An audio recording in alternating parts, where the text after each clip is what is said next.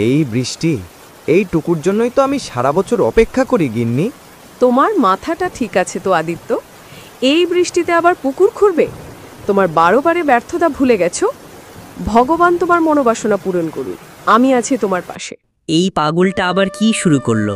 এখন আবার কি করবি এখন? পাগল বলছো কেন কাকা? আমি তো আমার নিজের কাজই করছি। তোমাকে পাগল বলবো না তো কি বলবো? আগের বছরও তো এই কাজই করেছো। প্রতি বছরই আমি এই পাগলের কাজ করি, টাকা ইনকাম করছি। প্রতি বছরের মতো এবছরও তোমার ফায়দা হবে। কি করে বুঝলে তুমি সেটা বলো। প্রতি বছরই তো আমি করি, পড়ে তো হবে এখন খালি ওকে মেয়ের লাভ করে থাকে, বাকি তোর সবকিছু সেজন্যই দিয়ে দেবে। ঠিক আছে, করো, কিন্তু দেখো গ্রামের লোক পাগল বলছে তোমাকে। কি বলবো বলো? যে হাসছে হাসুক, আমার কাজ তো আমি করে যাব, তার জন্য আমি কাকে কি বলবো? কথা তো তুমি ঠিকই বলছো, কিন্তু লাভ হলেও লোকসান হলে তো তোমারই যাবে, আর না হলেও তোমারই হবে।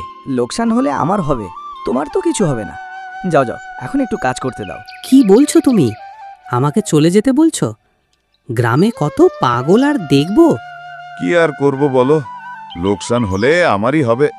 হ্যাঁ ঠিক আছে, আমি চলে যাচ্ছি। পাগল।